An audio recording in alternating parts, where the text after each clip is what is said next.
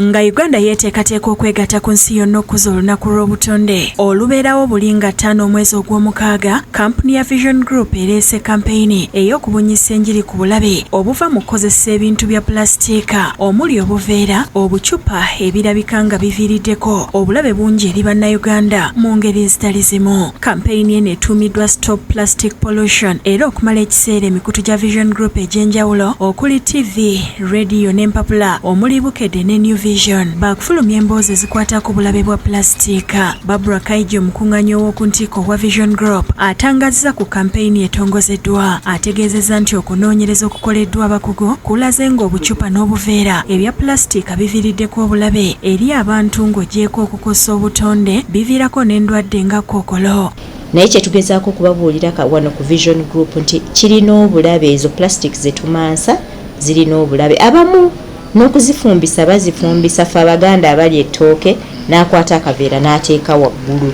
Naye ebyo byonna bakakensa batubuulira nti singa plastic oba tomukutte bulungi alimu ekizibu asobola okuleeta kansa. Kaija nokoddeyo ekyokulabirako eky'obutundutundu bwa pulasitiika obutono ennyo abakugu mu kunoonyereza bwe bazudde mu nnyanja nga buno buleese obulabe bungi eri abali ebyennyanja n'abo abafumba emmere nga beeyambisa obuveera. Kakati ffe engeri gye tubadde tumumansa mu ttaka lyaffe mu mazzi gaffe batandise okuzuula nti ebyennyanja bye tulya ogenda okusanga nga ku byennyanja 100 ebyennyanja 2 birimu obukunkumuka bwa plastic. Kakati obukunkumuka bwa plastic obwo buleeta kansa. Ategeezezza nti Vision Group yakufulumya amawulire ku bulabe obuli mu kukozesa pulasitiika okwogerezeganya n'abamukola okwongera okuteekawo enkola emukungaanya okuva mu bantu okwenkanankana n'obungi bwe bafulumya n'okusa gavumenti n'ebitongole ebikwatibwako nga ne makuninga okukwasisa amateeka agaliwo. Kugamba y'engeri yokka gye tujja okuwonya obutonde bwaffe.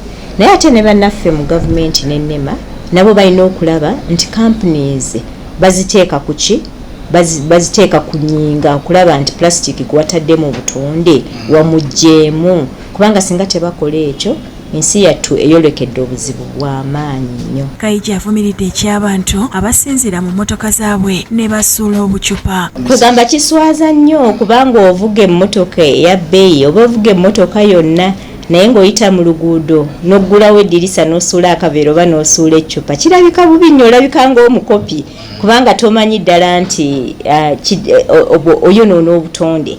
Naye nga twandibadde tusaba nti bw'oba olina kyewalidde oba kyewanywedde mu kkubo plastic mutereke okutuusa lw'onoofuna ekifo ekituufu ky'oba omuteekamu. Ku kyokwokya ebintu bino nakyo Kaija ategeezezza nti omukka ogubivaamu abakugu balaga nti gwa bulabe. Ekizibu ekiri mu kwokya basayansi batugamba nti omukka ogwo mubi ddala nagwo gwokka gulikola kansa. Ennaku zino owulira abaana bangi abalina asthma n'abantu abakulu abalina asthma omukka ogwo oguva mu buveera si mulungi. Ategeezezza nti n'abantu ssekinoomu n'ebitongole ebiriko kye bikola mu kuggya obuveera n'ebicupa mu bantu nga bakolamu ebintu eby'enjawulo bajja kuteekebwako essira n'asaba bannayuganda okujjumbira kampeyini okusobola okutaasa obulamu n'obutonde bw'ensi. Kubanga waliwo ddala abakoze ebyenjawulo ne bakwata plastic ezo ng'obuseke buno bwe tunywesa ne babukolamu emikeeka oba ne babukolamu ebibbo oba ne bakwata eccupa ne bazikolamu ennyumba oba ne babizaayo ku recycling plant.